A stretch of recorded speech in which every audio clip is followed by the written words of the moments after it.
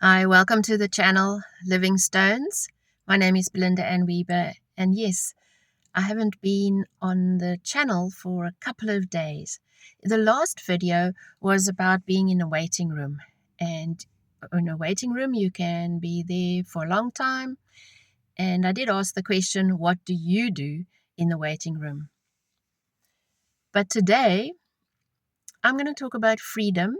Yes, I'm in a car, I'm in a vehicle, and when you get into a car and you're behind the wheel,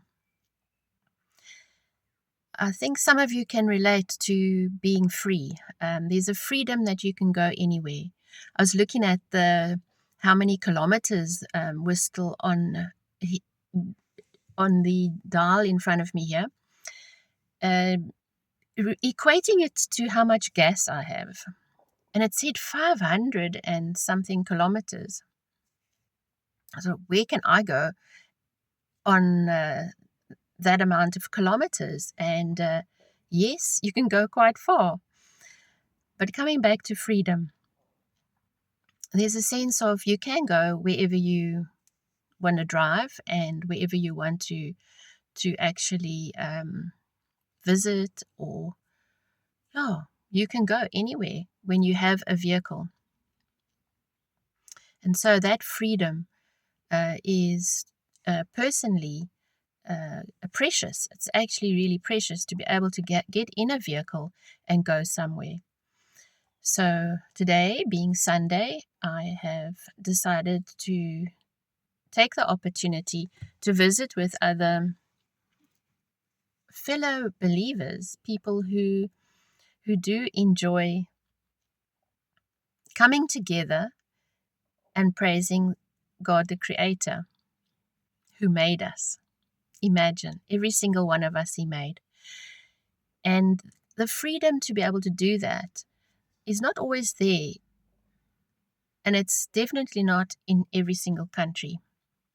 It's not all over the world like that. So it is a privilege to be able to go and gather together and to give thanks. I think that's my thing for today, is that I'm grateful and thankful for this vehicle, that I can get in it and go to a meeting. So freedom, I was just looking at life by the Spirit in Galatians, and in Galatians 5, you, my brothers and sisters, were called to be free.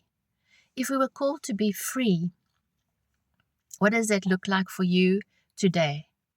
So, friends out there that do subscribe or like or leave a comment, hint, hint. Tell me, what does that look like to you? What does that freedom look like to you? If we are called to be free. But there is a little but. Do not use your freedom to indulge the flesh. Rather, serve one another humbly in love.